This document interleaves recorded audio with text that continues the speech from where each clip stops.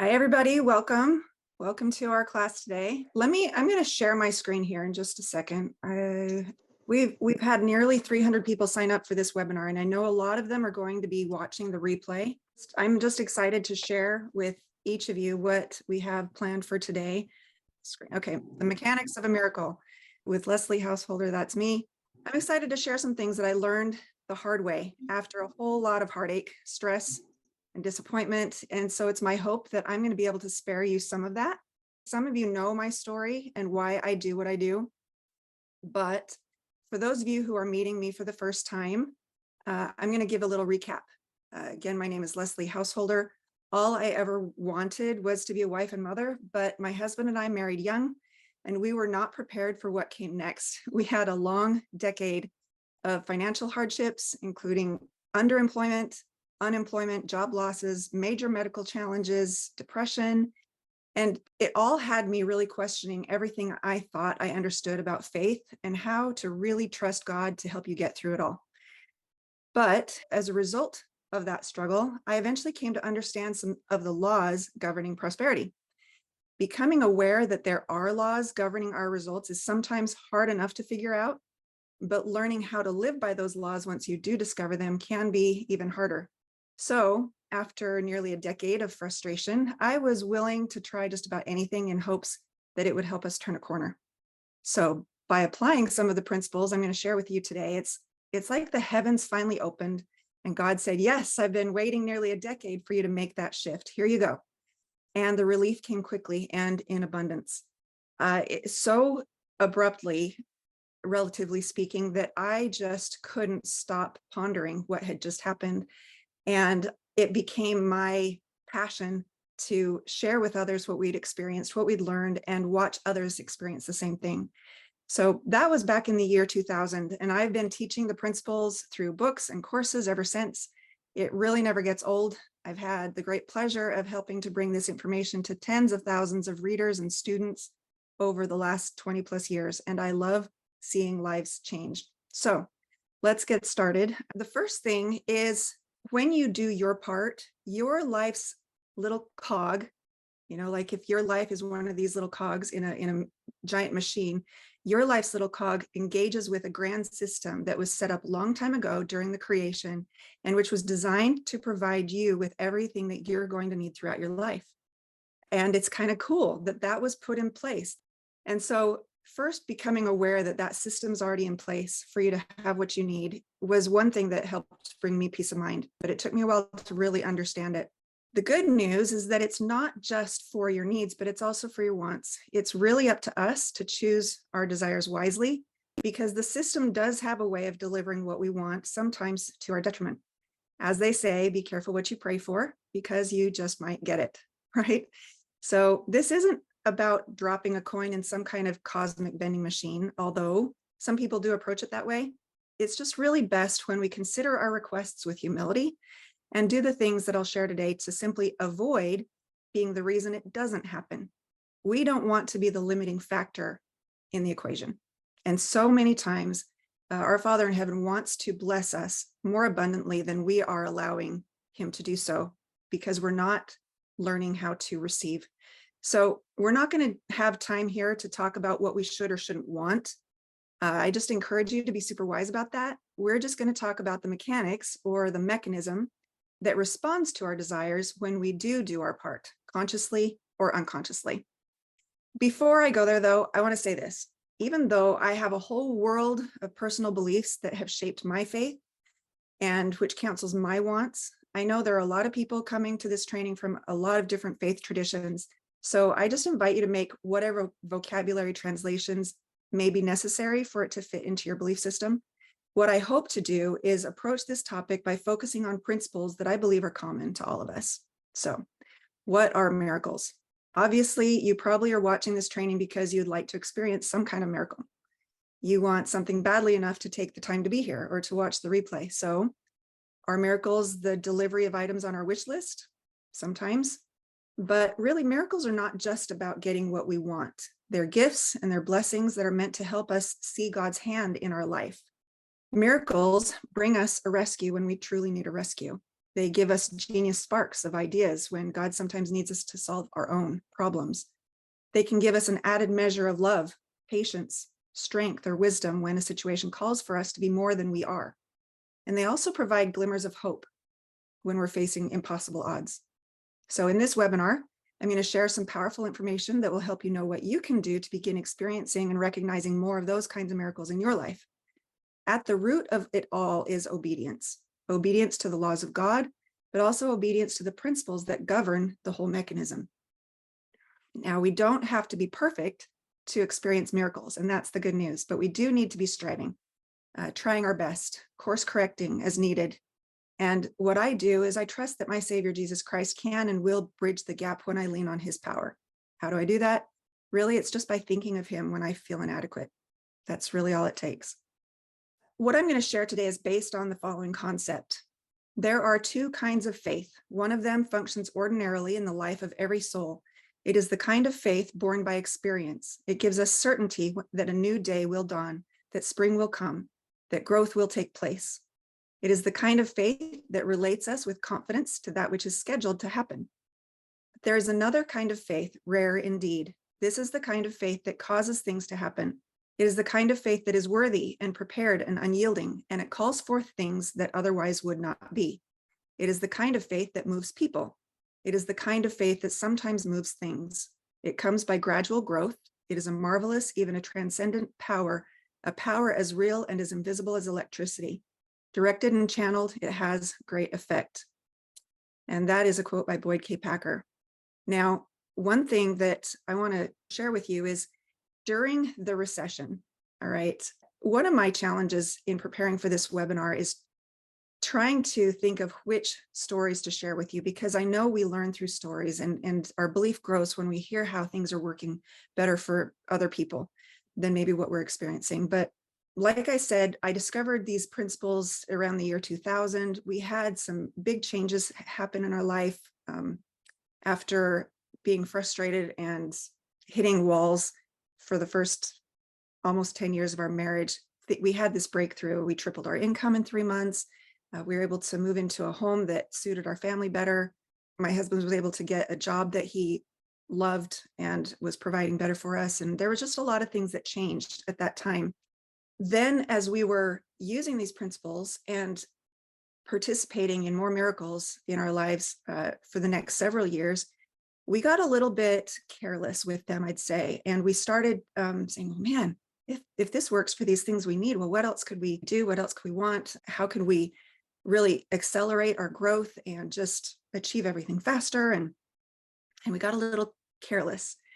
And we weren't paying attention to the little signs and guides that were helping us, or would have helped us to moderate our growth if we'd been paying attention to it. And so we ended up investing in a bunch of real estate at the top of the market right before the crash. Now, as it all started to fall apart and we could see that it was collapsing quickly, we were a little bit ahead of the curve. We were starting to feel it around 2008, I believe, 2007, 2008. We were early adopters of the recession. And I remember feeling like, wait a minute, what happened to the principles? Why aren't they working anymore? What's going on? And I started to question everything all over again. In fact, we at that time were in a bigger mess than we had been the first time, because now we were in a bigger mess with bigger money. And not only that, but we had gotten to the end of our understanding of the principles, and it just wasn't working the way it was before. We weren't feeling that guidance and that support that we'd been feeling up to that point. We felt a little abandoned, like the rug had been pulled out from under us. Long story short, for many, many months, I was trying to keep my mindset out of fear and in the right place to qualify for more miracles as we needed them. And I'm going to talk to you about what those steps are and what you can do. But as I was doing all of that, I was trying really hard not to imagine, well, what happens when we run out of money? What happens when we run out of credit? You know, we're robbing Peter to pay Paul, and we're trying to hold it all together, knowing that if we could just hold on long enough, we could turn it around. But it wasn't happening. And so finally, as we were at this point, my husband, he and I had been in business for ourselves now full-time for about 5 years. And so we didn't have any paycheck in sight. Anything that came was whatever we created. And we had done everything we could think of to generate enough revenue for that month, and it just wasn't enough. We had about $15,000 in expenses coming out in the next 2 weeks, and we had probably $200 left in the bank, something like that. 7 kids to feed, homeschooling. We were just busy and drowning, literally drowning. And we'd been kind of holding it together for at least a year, maybe 2. I'd have to look back at my notes to remember, but it was at that moment that we were at the end of it all. And I thought, you know what? And I told my husband, look, honey, it's our anniversary this week. What if we just went out to dinner and pretended like everything was okay for a couple hours? We hadn't let ourselves go out to eat for a very long time. And here we were at the end of our money, and we just knew that we needed to get ourselves in a better mindset. And we thought maybe if we could take some time and just enjoy each other for a couple hours, we'll come back to it with fresh eyes. And so we did. We went out to the restaurant and we spent that time. Part of our challenge was, okay, while we're sitting here, I have no idea how we're going to get through this week. I have no idea how we're going to get through the month. But do you think we'll have it figured out in 10 years? Well, sure, of course we'll have it figured out in 10 years. And so we decided that we would spend that dinner date only talking about what we'd be doing 10 years from then, where we would be living, because we were going to have to sell the house we were in. That was clear. We were overextended, and we're going to need to reset some things and downsize and make some changes, hard changes. And so we're sitting there and we're talking about, well, what kind of a place we would live in, and how old will the kids be? What will they probably be doing? What will we be doing? Are we still going to be teaching these principles? Well, yeah, they're true principles. I don't know why they're suspended for us right now, but I know they're true. I've seen them work for as long as we have, which is at that point about 10 years. And we'd had hundreds of students going through our trainings and experiencing similar results. And it was just, we didn't know what was wrong. We couldn't figure it out. So we spent that time just talking about our future. And we let ourselves feel it, and how much fun that was going to be, and how good it was going to be to look back on, man, look how far we've come, and what we've been able to create. And by the end of the date, nothing had changed, but we felt better. And we paid the bill and we walked out to the car, and coming behind us, the waiter or the server came running up to us and waving a piece of paper, and we turned around to see what he was saying. And he said, wait a minute, because it's your anniversary, the meal's on us. And this was a chain, a restaurant, not some mom pop, whatever. It was a chain, a national chain. And we had already paid the bill. And we didn't remember even telling him that it was our anniversary, but he probably overheard it or something while we were talking. I don't know. But the fact that they went out of their way to avoid the receipt and chase after us to let us know that it was free was a miracle to us. But what it also taught us was how important it is for us to be in the right mindset when we're facing overwhelming challenges. That was a big lesson to us.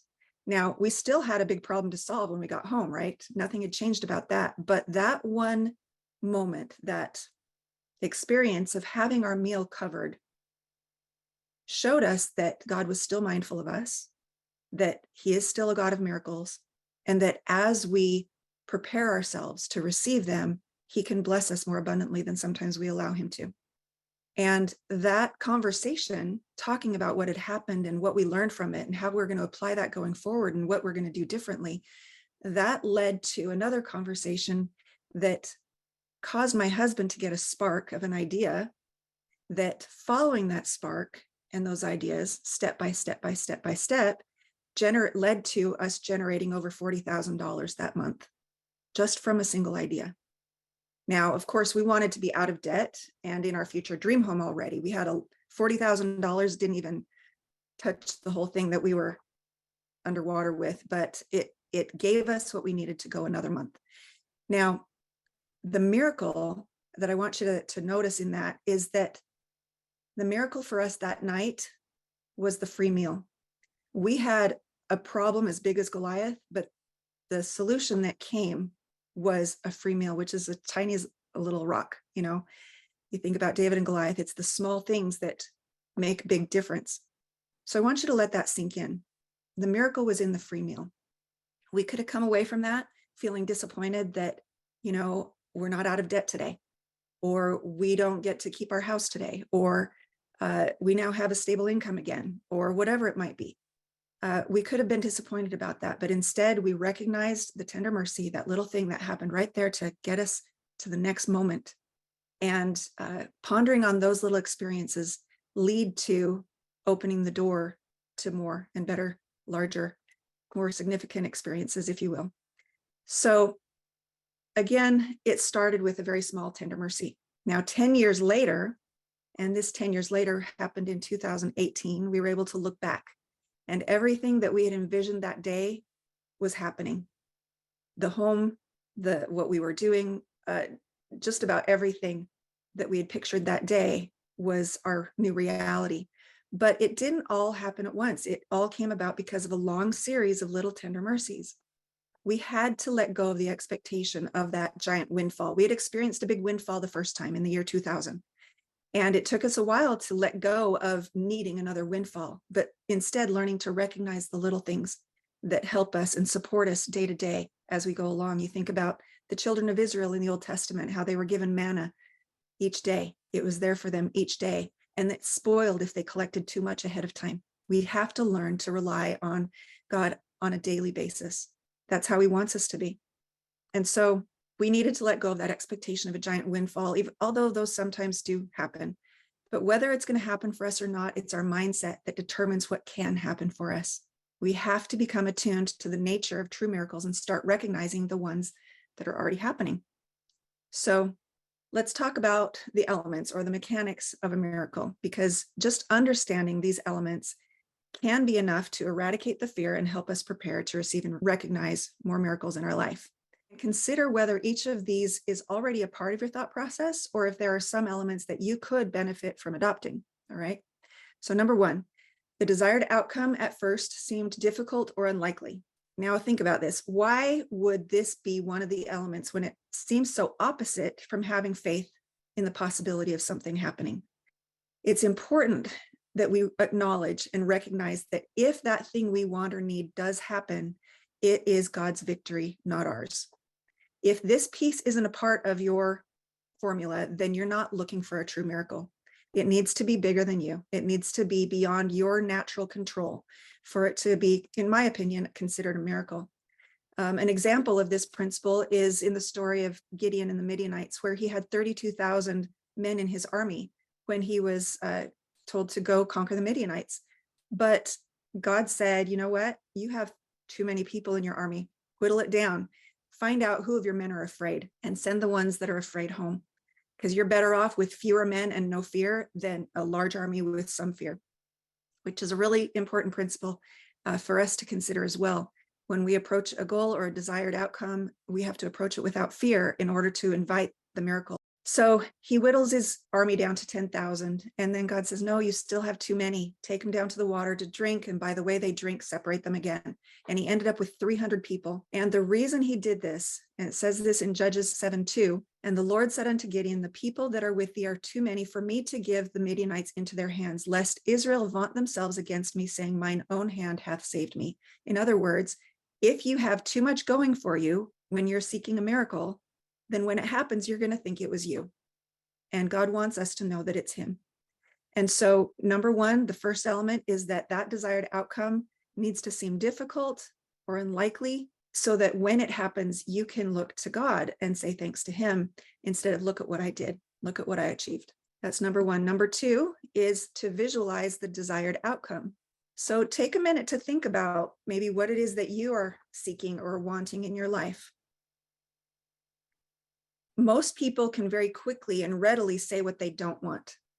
I don't want any more arguing among my children, or I don't want to be so strapped for money, or I don't want any more bounce checks, or I don't want, it's all about what you don't want, because that's what we're very familiar with, is the pain of it. But what do you want? What does it look like to be accomplished? Maybe it's peace at home. Maybe it's having a conversation, a tough conversation with somebody and having it go well, and coming away from that conversation thinking, oh my word, that was amazing. That went so well. Can you picture it? Picture the desired outcome that you have in mind. Put it on the screen of your mind. Close your eyes and paint a picture of it in front of you as if you were taking a snapshot of that moment. How does that look? What does that look like? Take a minute to do that right now. Think first about what it is that you want different or changed, but now do the hard work of creating it and what it looks like solved. If you're always strapped for money and drowning in debt, what does it look like to be out of debt? What does it look like to have the money you need on a weekly basis? What does that change about the way you see your environment? Do you feel differently as you look at it? Does it change your environment? Does it change your conversations? Do the arguments stop? Whatever it might be. Picture what it looks like: peaceful, abundant, well provided for, well cared for. And now, as you put it on the screen of your mind, don't picture the miracle happening so much as how things look after it's already happened. So that's number 2. Number 3 is to imagine how it would feel. So you have to take that picture on the screen of your mind. First, it has to be some kind of a visual representation of the outcome you desire. But now you need to imagine and entertain the idea of how it would feel. Can you picture it until you feel something? Try it now. How would you feel if that thing happened today? How would you feel when you put your head on your pillow tonight, reflecting back on it having happened? Pretend like it's happened. That's how you feel it. You have to pretend like it's already happened, or your subconscious mind, your physiology doesn't know to release the endorphin that says, man, that was awesome. You have to pretend it in order to actually feel it, or those endorphins aren't released. Get into character, feel something about it.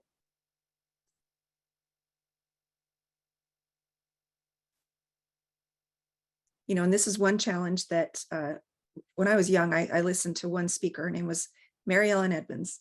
And she said that she had, at the time, she shared that one of her habits was when she would pray until she felt something. She wouldn't close her prayer until she felt something.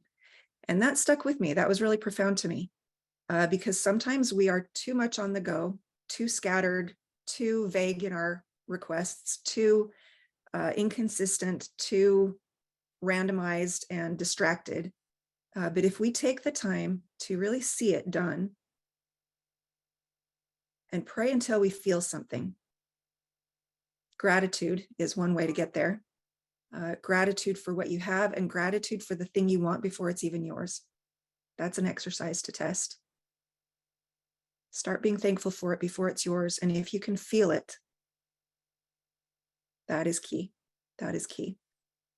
Number 4 is choose to believe that it might be possible somehow. It is a choice. So often we get stuck in this idea that, that thing that I really want for my life, the way I want my life to look, the way I want my relationships to look, or the way I want to set up my environment. I want to be clean and orderly. I want to have people over and share our abundance, and whatever that image is, whatever that picture might be for you. It's common and natural to think, oh, well, I don't have the money I need to make that happen, therefore it's not going to happen. Or I don't have the resources I need, or I don't have the support I need, or I don't have any idea how to make that happen, therefore it probably won't. That's natural. That's the easy way of thinking. But that's not faith. That's not rare faith. Rare faith means that you look at how impossible it looks and say, you know what? I choose to believe it might be possible somehow. It's a choice. And one of my mantras is, when I have a choice, I choose to believe. I choose to believe. And sometimes you might not feel the belief, but you can speak those words. You can think those words. I choose to believe. And that does something. That does something. It invites miracles. And so recognize that we do have that opportunity to choose. We do have that opportunity at any given time to choose, that there has to be a way somehow.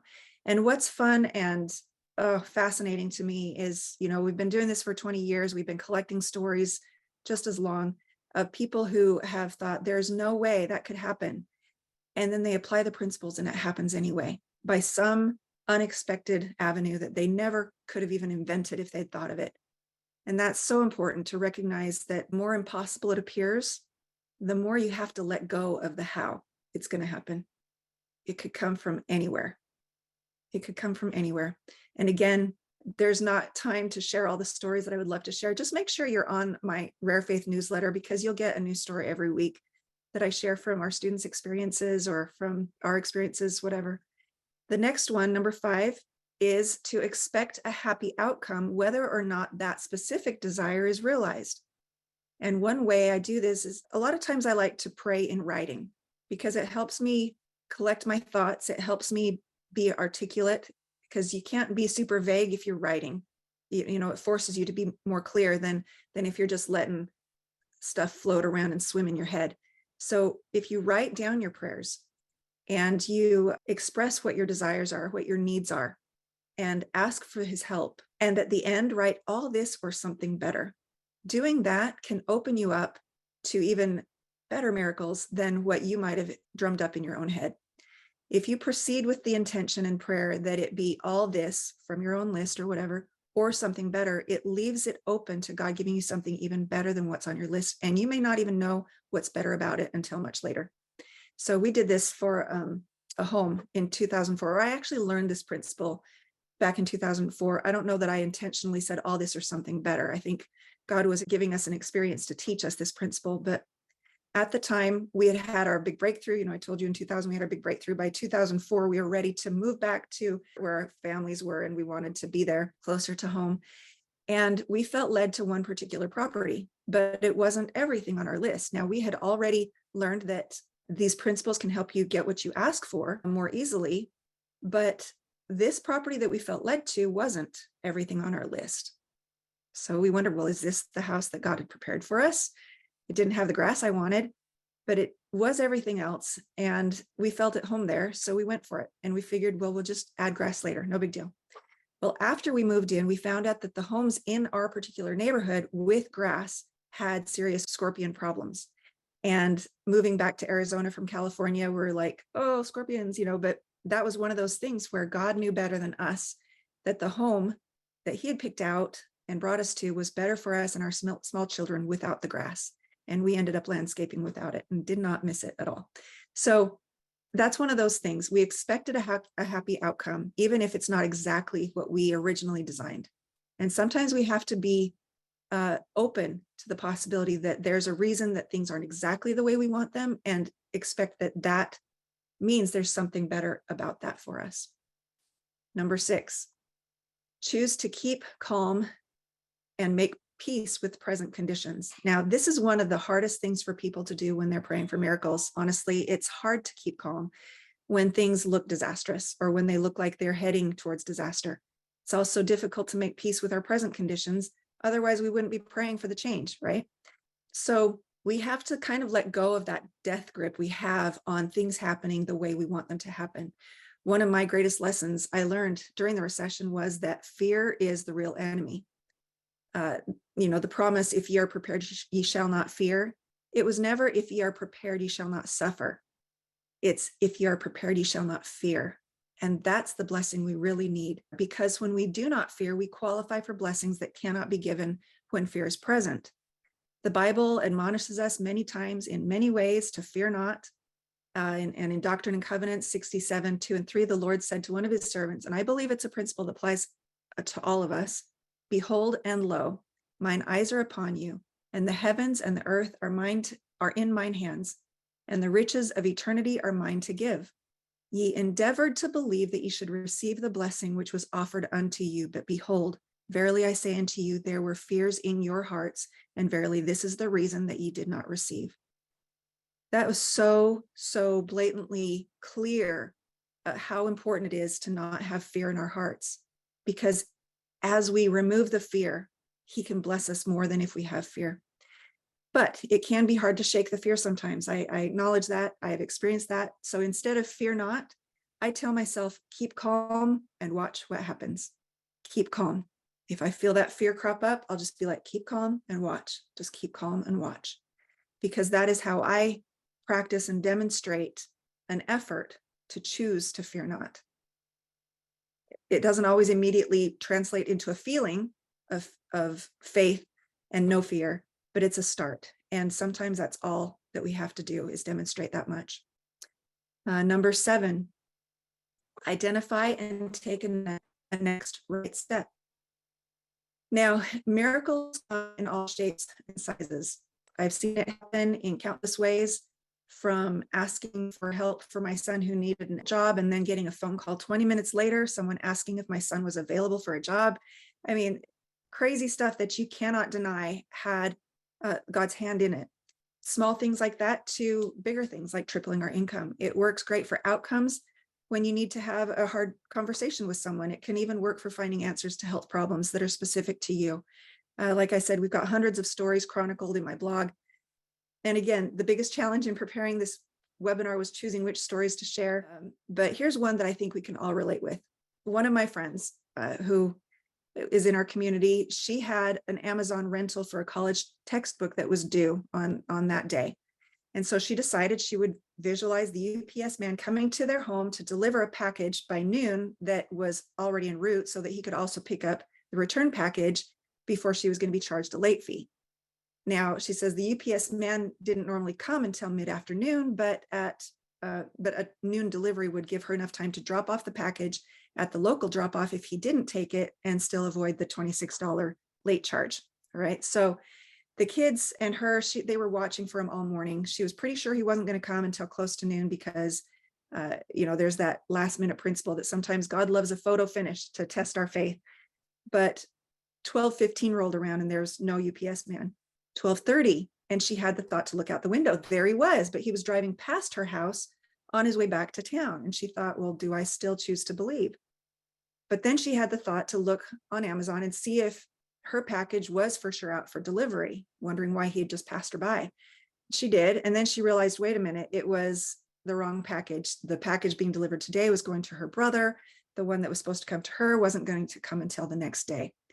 But in that moment, she applied the principle. She decided to express and feel gratitude that at least she had the idea to look outside, so she wasn't waiting all day for him to come. She found something to be grateful for. Then she decided, well, I better run the package into town and drop it off. So she called ahead and asked what time the UPS guy was going to pick up from there. And they said 11 a.m. But so she missed that, but they hadn't seen him yet.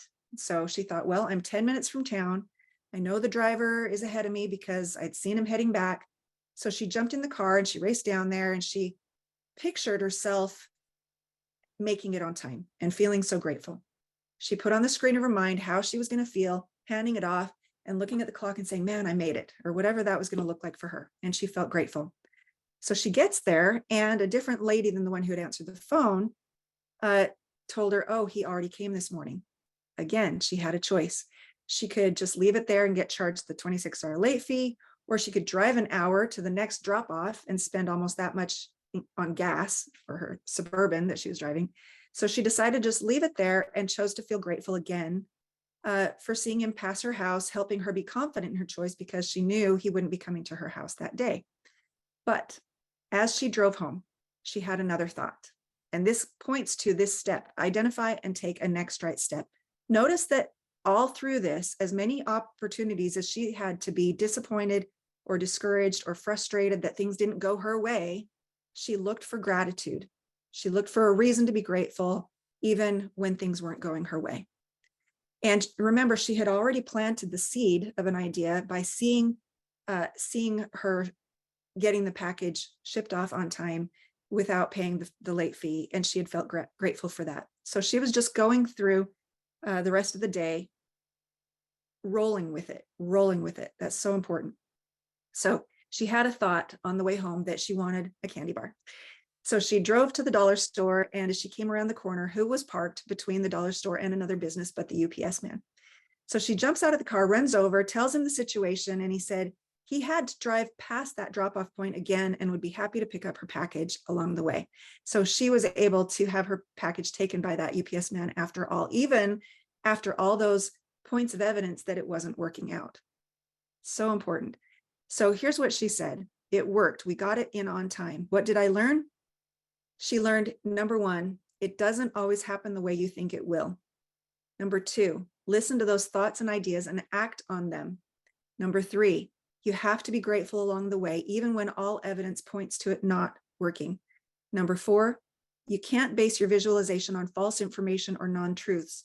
She says, I thought the UPS man was already scheduled to come to my house. I just wanted him to come before noon, but I couldn't have faith in something that was never supposed to happen to begin with. And still everything worked out perfectly and seamlessly as far as it was able. So, with so many moving parts and so many possible outcomes, it's just amazing to me, but never surprising when someone experiences for themselves the wonder and serendipity that comes from choosing the right thoughts. There are 2 points that are fixed and sure, your starting point and your decided or desired endpoint. But what's going to happen in the middle between point A and point B is anyone's guess. And it really doesn't matter. As long as you think right in the middle, the endpoint is a done deal so often. So that's number 7. Now, before I share this last thing, I want to tell you about a 6-month program starting soon called Miracles Made Simple. Our next kickoff starts in just a couple weeks. And as you know, miracles can be profound, meaningful experiences of synchronicity that can be difficult to explain. But understanding how to qualify for them no longer needs to be a mystery. These serendipitous events are initiated by obedience to universal principles. And once the process is activated, you can experience an incredible, unlimited new flow of resources, ideas, and solutions that help you solve your biggest problems or overcome your greatest challenges. I truly believe that God established the system to provide for his children, and it's our job just to learn how to align with it. It's already in place. The truth is, he already desires to bless us far more abundantly than we typically allow in our financial stewardships, our relationships, and our health. So this Miracles Made Simple program, it's a small group coaching 6-month program. It's a deep dive study into what it really takes to qualify for the miracles we seek. And while enjoying true miracles will always be a function of his will, in this program, you can explore more deeply what to do so that you are not the limiting factor in what God can do in your life. Part of what we do in this program that I love is studying more than 30 case studies. We dig into 30 case studies plus from our own students and track the elements that helped unblock the flow of unseen help that they needed and that we all need. Now, the program itself, it's not cheap, but your investment gets you access to the understanding I've gained and documented for over 20 years of research, study, experimentation with these principles. I've learned all the ways it doesn't work, but it's taken me a long time to figure out and create the materials that will help you understand it so much better. We're also going to be spending time together each week for 6 months. The program includes self-paced online instruction, plus live small group coaching once a week, 24/7 community support in our private Facebook group, 4 sessions in the weekly forum, which is where students from all our different programs come together and talk about what they're learning or bring their questions and work things out. You also get a bonus, which is the Genius Bootcamp Immersion Program. That is the program. It's normally $497. You get that free with this Miracles Made Simple coaching program. It's based on the premise that the solution to every problem is only an idea away. So we really spend focused time on how to get those ideas and identifying them and then following them. Some of the coursework is available immediately, but we're kicking off in about 2 weeks. It's limited to 16 people. I'm taking applications now. So if you think it would be a miracle to join me in this group study, then apply, because maybe it feels out of reach, but that's perfect. Because remember, for something to feel difficult or unlikely is the first element of a miracle, and you have nothing to lose by applying. So do your part, and maybe it's not for you, but when you apply, we'll help you figure out if there's a better next step for where you're at right now. So I just want to end with this, and then I'll show you where you can get some gifts for staying with me to the end. I just invite you to dare to dream. Invite more miracles into your life. Do your part. As William Hutchison Murray said, concerning all acts of initiative and creation, there is one elementary truth, that the moment one definitely commits oneself, then providence moves too. All sorts of things occur to help one that would never otherwise have occurred. A whole stream of events issues from the decision, raising in one's favor all manner of unforeseen incidents and meetings and material assistance which no man could have dreamt would have come his way. I have learned a deep respect for one of Goethe's couplets. Whatever you can do or dream you can, begin it. Boldness has genius, power, and magic in it. Here are your gifts. There is a free downloadable summary of what we covered today with a place to take notes as you review the replay, if you choose to do that. Both are available at this link. It also includes a miracle habits tracker, so you can check yourself and see if you're doing your part to invite more miracles into your life. And the Hidden Treasures ebook will teach you about the laws that govern our outcomes. If you haven't read it yet, that's a great place to start. But also at this page, you're going to see a link where you can sign up to talk to a human. We've got students who have been learning with me for some time and who are willing to help you. They just really want to find out what's going on in your life and maybe help you figure out your next right step. They can answer your questions. They've had experience with these principles themselves. They've had their own success stories, and so they know how it works. But they can also tell you how to get a discount on the Miracles Made Simple program, or whether there might be another course that is a better fit for you right now. Now, before we wrap up, I know we have a lot of people on the call today, but what I'd like to do is open it up for any of our students who would like to share their story or their experience with the principles. Be thinking about what I didn't prep anybody or tell them this was going to be happening, but I see a lot of our students here today, and I would just love to open it up and let you share what your experience has been. Christy, how about we start with you? You want to share one of yours? I'll just share really quick. I had a similar experience about a package where I was practicing these principles. They were pretty new to me. And I had a son serving a mission for our church, and I needed to get a package. There's some stuff that he needed me to send. And I was in a hurry. I had promised to help someone else at a certain time, and I needed to get there. And I was going to just really quick drop this off at the post office. I pulled up to the post office and realized I didn't have my wallet in my purse. And I was frustrated there for a second. And then I remember, no, this is going to work out. And I just instead of just driving away and deciding this is impossible, I just sat there for a minute, gave myself some time. And because of that, I had this spark that, oh, remember you got cash back the other day, which I usually never have cash. And I always say that's because I have teenagers. So I never have cash in my purse. They always need it worse than I do.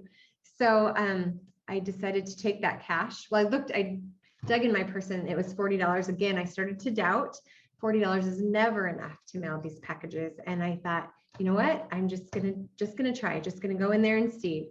And so instead of fearing and doubting, I took them and went inside, and I could see through the glass doors of the post office a big long line. Again, the doubt started creeping in, and I thought, I don't have time for this. I don't have time for a line. But I went on in. I went on in just because I had gone that far, and I went in, and those people weren't in line. They were just standing visiting. They had already been taken care of. I went right up to the counter, and I got a few cents left in change. The $40 that I had was just enough to pay for that package to get it there in time. And I thought, how many times have I walked away when the miracle was that close? And there were so many tender mercies just ready to line up, but I just took that first and just drove away. And I thought, this is amazing. This is amazing to just sit there and just be expecting and watching for sparks to come. And they did, one after another. And anyway, there's so many, but I see other hands, so I'm just going to stop right there. But I love all this. It's so amazing, so life-changing. Yeah, thank you, Christy. It's fun. It's fun. And it's fun to see it work in the little things. And it's fun to see people take that experience and say, man, like one of my first experiences, and then I'm going to go to you, Sarah, was I thought, man, if there's really something to these principles, I would really love to have this chunky wooden headboard for this one room, amounting to maybe $300-400. We didn't have that kind of money to pay for one. I just thought, you know what? Somehow I would love to see that happen anyway. So I pictured it, and I did all the things, all the steps that we talked about.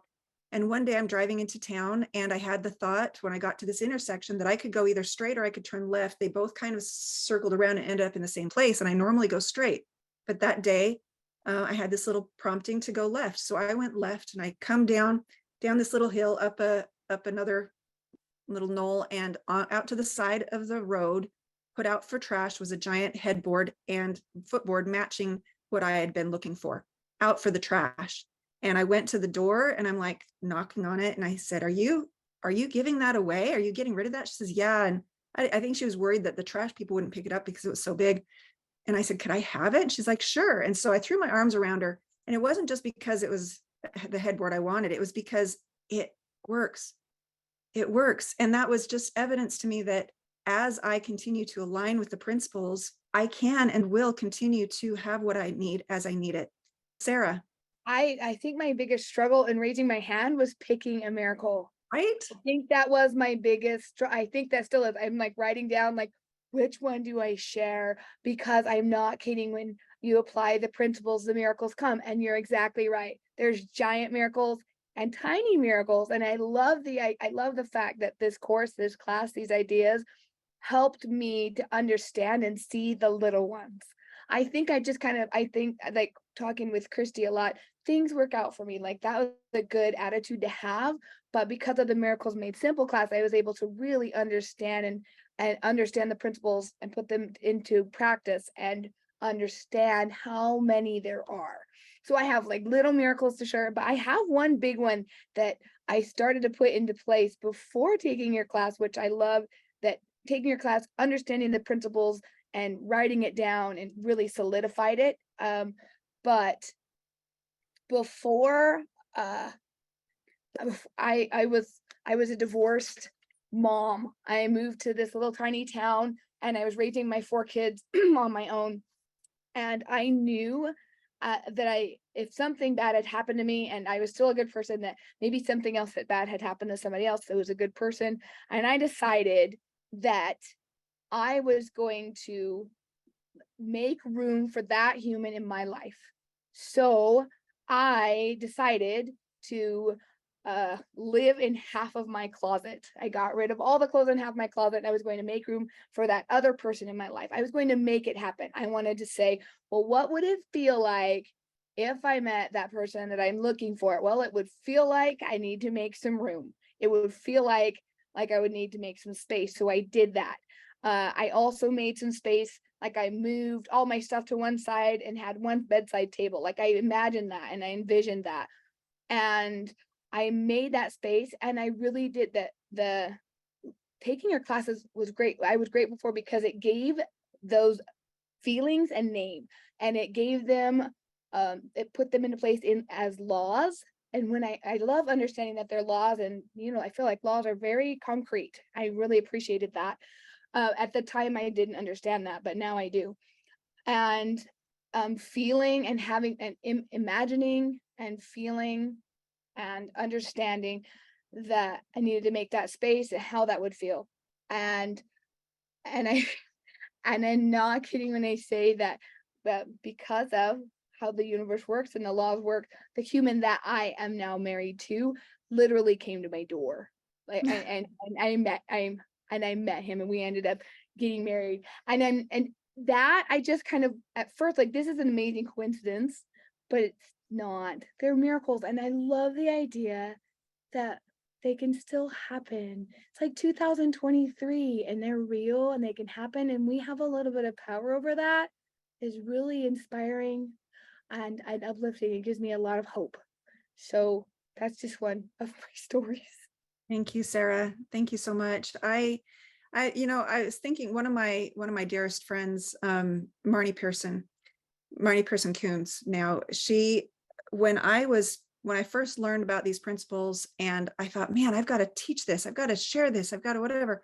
I started doing seminars, first one had 3 people in it and the next one had maybe 6 people in it. And it was just a small start, but I had, I think 5 kids, 1 on the way.